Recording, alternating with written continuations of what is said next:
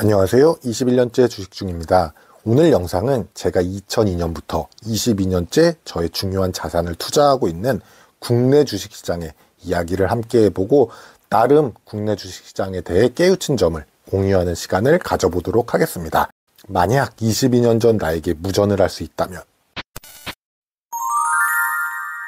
2024년 미국 시장과 일본 시장은 연초부터 뜨겁죠. 반면 국내 주식시장은 역시 매운맛을 보여주고 있죠. 그런데 주식시장은 미래의 변화나 자금의 흐름이 오늘의 주식 가격에 반영된다고 생각을 합니다. 언제든지 주식시장에서 어떤 트리거로 이런 투자 자금의 방향이 바뀔 수 있다라고 생각을 합니다. 그리고 우리가 이렇게 영상을 보시는 이유가 내 자산을 불리기 위한 거 아니겠습니까?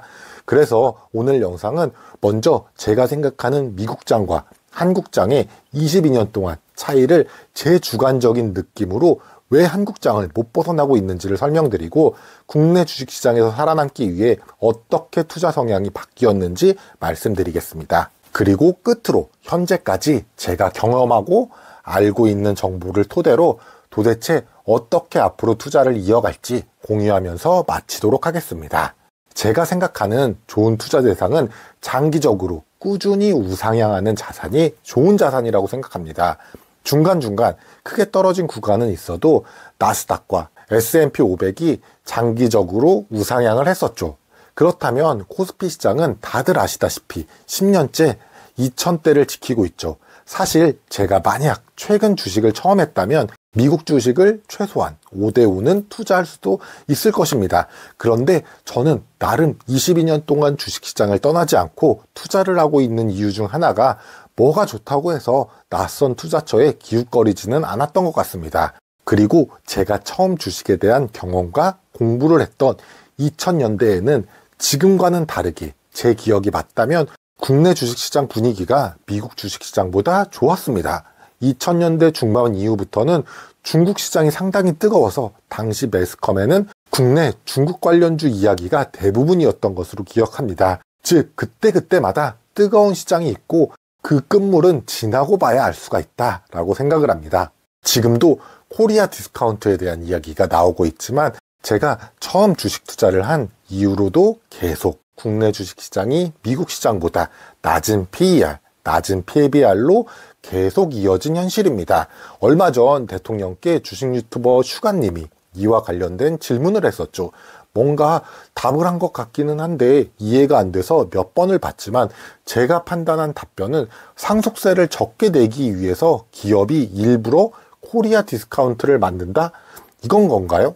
아무튼 답변에 몇 가지 물음표가 더 생기긴 하지만 하나 확실한 건 정부의 의지는 앞으로 코리아 디스카운트를 해소할 의지가 없거나 코리아 디스카운트가 발생한 핵심을 모르는구나 라는 것을 확인했습니다. 정답은 물론 각자 다르겠지만 제가 생각하기에 코리아 디스카운트는 저는 두 가지를 보고 있는데요. 일단 가장 큰 것이 법이죠. 이건 제가 10년 전에 CFA라는 미국 애널리스트 자격증 시험 공부를 할 때 인강에서 강의해 주신 강사님이 해준 말인데요. 미국은 법이 주주가 회사보다 앞에 있기 때문에 이해충돌 시 주주의 편을 들어주게 되어 있다고 합니다. 이 말이 무슨 말이냐? 만약에 주주와 회사가 분쟁을 일으키면 회사가 증거를 제시해서 회사를 보호해야 하는데 한국 같은 경우는 주주가 자신의 피해를 받았던 직접적인 증거를 제시해야 된다라고 합니다. 그래서 국내 소액주주들의 자신이 분명히 대주주가 무리한 투자를 했고 그로 인해서 주가 하락이라는 피해를 받았는데 그냥 주가 하락이라는 손해는 아무 말도 못하고 받아들여야 합니다. 지금 순간적으로 떠오르는 기업이 있습니다. 자신이 좋아하는 와인이나 커피, 야구단, 골프장 같은 기존의 사업과는 시너지가 안 나는 새로운 사업에 투자를 한 기업이 생각이 납니다. 미국에서 만약에 이런 식으로 투자를 해서 주가 하락으로 인해서 소액주주가 소송만을 해도 회사가 피해본 것에 대해서 보상을 해야 됩니다.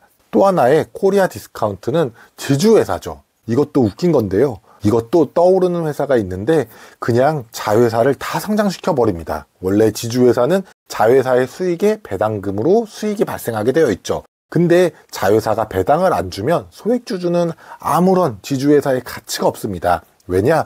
지주회사의 장점은 30% 지분만으로도 자회사를 소유할 수 있기 때문에 대주주 입장에서는 배당보다는 자회사 상장으로 경영권과 자회사 IPO로 생긴 부가 훨씬 더 커지게 됩니다. 이 두 가지 문제만 해결되면 코리아 디스카운트는 어느 정도 다 해소될 것이라고 생각합니다.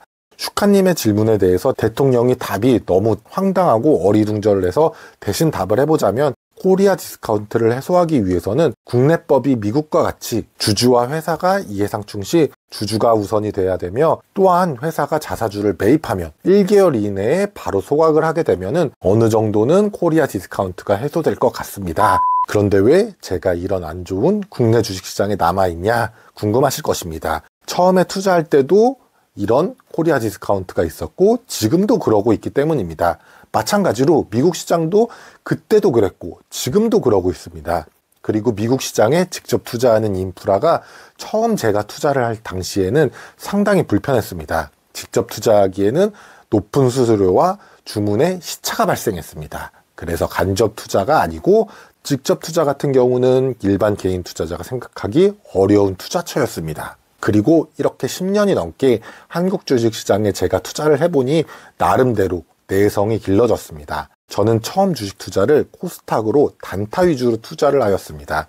쉽게 번 돈은 쉽게 써버리고 돈을 모으지도 못했습니다. 제가 취업을 하고 재테크로 돈을 불리려고 할 때는 이미 코스닥이 아닌 코스피 우량주에 관심을 가지고 있었습니다. 그런데 계속된 박스권으로 인하여 장기 투자가 아닌 목표 수익률을 달성하는 것이 더 효율적인 투자라고 생각을 했습니다.